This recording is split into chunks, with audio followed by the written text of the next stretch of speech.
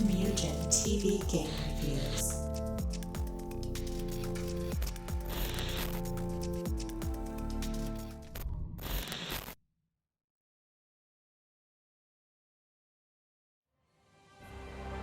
After 2009's release of Star Ocean Last Hope, many have wondered if this was it for the beloved franchise. Fast forward to 2016, Square Enix released a fifth installment into the Star Ocean series, but does it live up to its predecessor?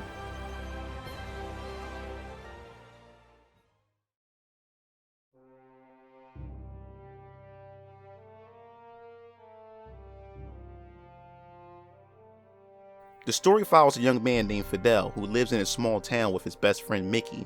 At the beginning of the game, their town is invaded by Edelin bandits, and because of Fidel's skill in combat, he was able to fight off the Edelin invasion.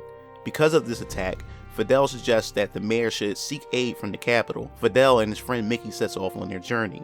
Along the way, they meet the king's military swordsman Victor and a Royal Institute mage named Fiora. What was thought to be a war between factions ended up being something much more sinister behind the scenes. That's when they meet a young girl named Relia, who has mysterious powers that the military from another world wants to control. Now Fidel and his friends get caught in between a battle that puts the fate of the galaxy at risk, a risk that now involves the Earth's Federation.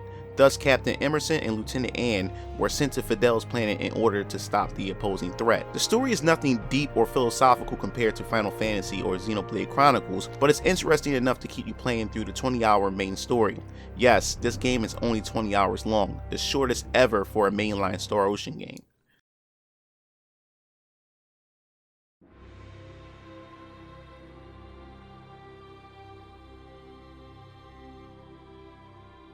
The game really doesn't try to go out its way to wow you in the visual department. The game definitely doesn't look bad, but it doesn't look great either.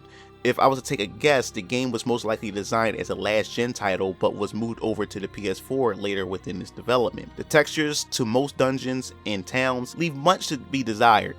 There weren't any areas within the game that was memorable, and once you get into high-tech maps, you would discover a lot of copy and paste areas in order to fill out the dungeon, which is sad for a Star Ocean game. The game also runs at a smooth 60 frames per second, which makes the game look much better than what it actually is. Star Ocean is known to have a good soundtrack, but it's quite lacking in this entry, and for some strange reason, the developers decided to reuse a few tracks from past Star Ocean games, specifically Star Ocean Till the End of Time, which was released on the PS2.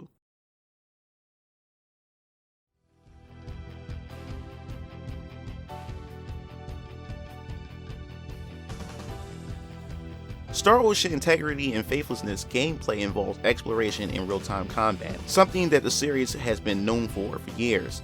Sadly, you won't get a chance to visit different planets like previous entries, but instead this game decides to become a much more self-contained story that takes place on one planet and area of its world. When traversing through the fields that interconnect towns and dungeons, you will be able to encounter enemies in real time. I must say the cool thing about this is the combat is seamless. The moment you come in contact with an enemy, it takes you right into the battle. Your party will fight within a radius, and if you want to run from a fight, just run towards the perimeter. Now, like most JRPGs, party management and team composition has always been essential, but this time around, Star Ocean spins it on its head and allows all party members to be on the battlefield at once, which in my opinion is actually kind of fun. The downside is that it can be a bit chaotic if you aren't paying attention, and targeting can be painful if you aren't careful. Unlike the previous installment, this entry has decided to nerf its combat mechanics. Now you can only assign short range and long range attacks to the X and the circle button, which makes combo strings shorter and repetitive. Not much creative is left for the players to pretty much explore. Party members learn different abilities through skill books, which can be found within dungeons, enemy encounters, and also questing, which you can also access by visiting quest boards found in towns. You can also unlock different AI-specific commands that you can assign to uncontrolled party members, which is pretty fun in itself, similar to the Gambit system found in Final Fantasy XII. Also, there is a bonus gauge that you can fill during combat, which allows you to gain bonus XP and currency. The longer you withstand the enemy without receiving the break status, the meter will increase. So, you will often find yourself leveling pretty fast because of this gameplay mechanic.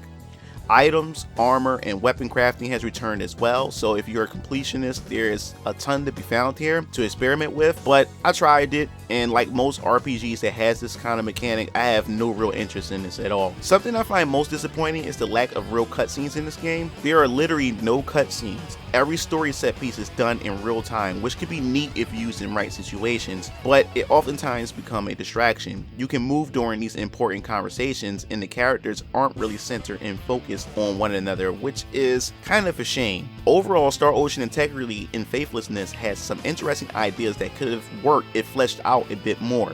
But compared to its predecessor, this game is definitely a step down in every way. I can say that this game was definitely designed for newcomers to the series because of its easy to digest gameplay mechanics and simple self-contained story. The game has its moments, and if you want a JRPG that you can quickly beat in 2 to 3 days, then it would definitely hold your attention. I give this game a 6 out of 10. If you enjoyed this review and would like to see more, check out my playlist on my YouTube channel and stay tuned for more reviews here on Mugen TV to hit the bell to be notified. And don't forget to subscribe. This is MugenLord signing off. See you Game Fiends later. Peace out.